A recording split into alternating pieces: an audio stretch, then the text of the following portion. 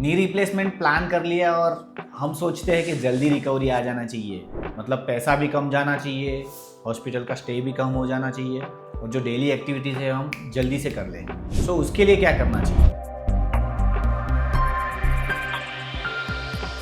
अभी रिसेंटली मैं एक कॉन्फ्रेंस में गया था जहाँ पे बहुत बड़े बड़े डॉक्टर्स आए हुए थे। तो एक बहुत ही अच्छे नी सर्जन थे, उन्होंने अपनी मम्मी का नी रिप्लेसमेंट सर्जरी का एग्जाम्पल हमें बताया।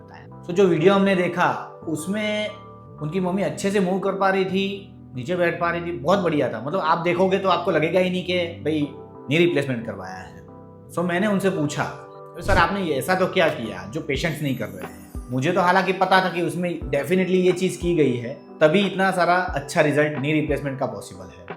तो जब मैंने उनको पूछा, pre operative physiotherapy, pre rehab या प्री हैब 3 महीने तक मेरी मम्मी को करवाया था। सो आज हम लोग उसी के बारे में बात करने वाले हैं कि ये प्री रिहैब क्या होता है और इससे इतना सारा रिप्लेसमेंट की सर्जरी में फ़र्क कैसे पड़ जाता है और क्यों पड़ जाता है। तो कभी कभी घुटनों में बहुत दर्द जब होता है तो वो हमें नी रिप्लेसमेंट करवाना ही पड़ता है। तो ज़्यादातर पेशेंट का एक ही सवाल होता है, सर उसने भी टीकेआर करवाया, मैंने भी टीकेआर करवाया, लेकिन मेरे को इतना टाइम क्यों लग रहा है?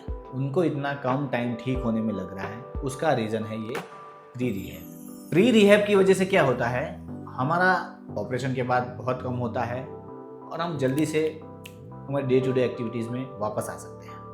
तो क्वाड्रिसेप मसल जो घुटने के आसपास एक मसल है, वो ऑस्टियोआर्थराइटिस नी जब होता है ना तो बहुत ख़राब हो जाता है, बहुत टाइट भी हो जाता है। सो उसे अच्छी कंडीशन में रखना बहुत ज़रूरी है, क्योंकि रिप्लेसमेंट के दौरान उसी मसल को काटा जाता है।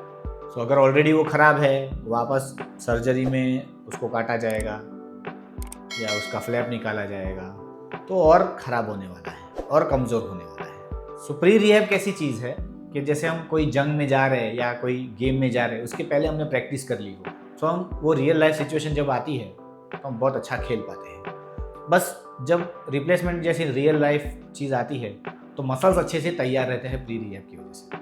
मसल्स की अच्छी कंडीशनिंग रहती है, उनमें ताकत अच्छी रहती है, उनमें बैलेंस अच्छा रहता है। American association of knee surgery के रिसर्च के अनुसार 30 to 40% पेशेंट्स जिन्होंने प्री ऑपरेटिव फिजियोथेरेपी एक्सरसाइज करवाई है यानी प्री रिहैब करवाया है, उनकी recovery as compared to other patients faster और अच्छी रही है। सर पेन ही इतना ज़्यादा है और आप बोल रहे हो कि भाई एक्सरसाइज करो, नहीं आप फिजियोथेरेपिस्ट के पास जाएंगे तो वो आपको उसी तरह गाइड करेंगे जिससे आपका पेन बढ़ेगा नहीं और आपको फायदा होगा।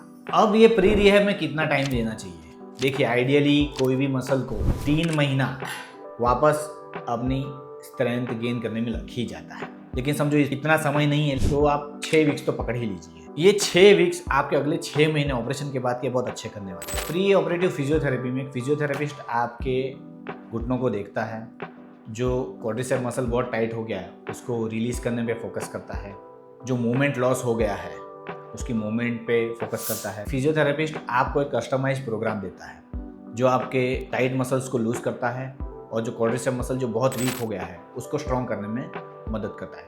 सो प्री ऑपरेटिव में वीक क्वाड्रिसेप्स होंगे, वो पोस्ट ऑपरेटिव में काफ़ी अच्छी से अपनी स्ट्रेंथ मेंटेन कर पाएंगे। सो मोबिलिटी के लिए पेन फ्री रेंज में हील स्लाइड्स कर सकते हैं, क्वाड मसल को एक्टिवेट करने के लिए क्वाड सेट्स कर सकते हैं, वापस क्वाड्रिसेप्स को ट्रेन करने के लिए एसएलआर कर सकते हैं। घुटने के आसपास के मसल्स जो घुटने को कंट्रोल करने में बहुत मदद करते हैं, जैसे ग्लूटियल मसल, काफ मसल, जितनी एक्सरसाइजेज पेन फ्री रेंज में पॉसिबल है वो सारी आप कर सकते हैं। इसका कस्टमाइज प्लान एक फिजियोथेरेपिस्ट आपको अच्छे से दे पाएगा। पहले वीक में मोबिलिटी आरओएम एक्सरसाइज आ सकती है, थोड़ी थोड़ी हल्की फुल्की स्ट्रेंथ रिलेटेड एक्सरसाइज आ सकती है। धीरे धीरे दूसरे वीक में थोड़ा बहुत गेट ट्रेनिंग आ सकता है। उसके बाद तीसरे वीक में जब जाए तो थोड़ा और स्ट्रेंथनिंग एक्सरसाइज का प्रोग्रेस किया जा सकता है, बैलेंस और प्रोप्रियोसेप्टिव एक्सरसाइजेस दी जा सकती हैं। अब ये बोनस टिप जो मैं आपको बताना चाहता हूँ as a physiotherapist scientific way में, मसल्स की एक मेमोरी होती है। आप कोई भी जिम जाने वाले इंसान को या पर्सनल ट्रेनर को पूछोगे ना तो वो मसल मेमोरी के बारे में बात करते हैं। तो जब हम लोग प्री रिहैब करते हैं तो ये मसल मेमोरी हमारी क्वाड्रिसेप्स की जो गुम हो गई होती है वो एक्टिवेट हो जाती है। न्यूरोमस्कुलर कोऑर्डिनेशन जो बैलेंस से इम्प्रूव होता है, बैलेंस एक्सरसाइजेज से इम्प्रूव होता है, वो एक फिजियोथेरेपिस्ट आपको अच्छे से बताएंगे और आपका न्यूरोमस्कुलर कोऑर्डिनेशन अच्छा डेवलप रहेगा। क्योंकि ज़्यादातर बैलेंस की कमी की वजह से भी दर्द आपको फील होता रहता है। सो ये न्यूरोमस्कुलर कोऑर्डिनेशन अच्छा रहेगा, आपका बैलेंस अच्छा रहेगा, आपको दर्द बहुत कम रहेगा। तो ये दो चीज़ें, मसल मेमोरी और न्यूरोमस्कुलर कोऑर्डिनेशन, बहुत ही ज़रूरी है, जो प्री रिहैब में बहुत ज़्यादा फोकस किया जाता है। इसीलिए आपकी सर्जरी की रिकवरी बहुत अच्छी होने वाली है। सोचिए, सिर्फ 6 वीक की मेहनत में आप इतनी अच्छी रिकवरी ला सकते हो। आप अपने अगले 6 महीने, साल भर तो इतना सिक्योर कर सकते हो और अपने पेन से दूर रह सकते हो। सो एक अच्छे फिजियोथेरेपिस्ट के पास जाइए बिफोर सर्जरी, उनसे बात करिए कि भाई मुझे प्री रिहैब करना है, मैंने सर्जरी प्लान कर ली है और मुझे मेरी सर्जरी का बेस्ट रिजल्ट चाहिए। आप अच्छे से अच्छे सर्जन के पास अगर सर्जरी करवा लेते हो लेकिन ये प्री रिहैब रह जाता है तो कुछ ना कुछ आपके रिहैब में या आपकी रिकवरी में कमी रह जाती है। सो अगर रिप्लेसमेंट के बाद पेन फ्री रहना है, बहुत बढ़िया रिजल्ट चाहिए, तो ये प्री रिहैब जरूर करो। आपके किसी फ्रेंड ने या किसी पेरेंट्स ने रिप्लेसमेंट सर्जरी प्लान की है तो उनके साथ ये वीडियो ज़रूर शेयर करिएगा। और नॉर्मल नी पेन में लोग बहुत सारी गलतियां करते हैं, तो गलतियों के बारे में मैंने अपने ये वाले वीडियो में बात करी है, तो आप उसे जाके चेक करिए। Thank you guys, see you in the next.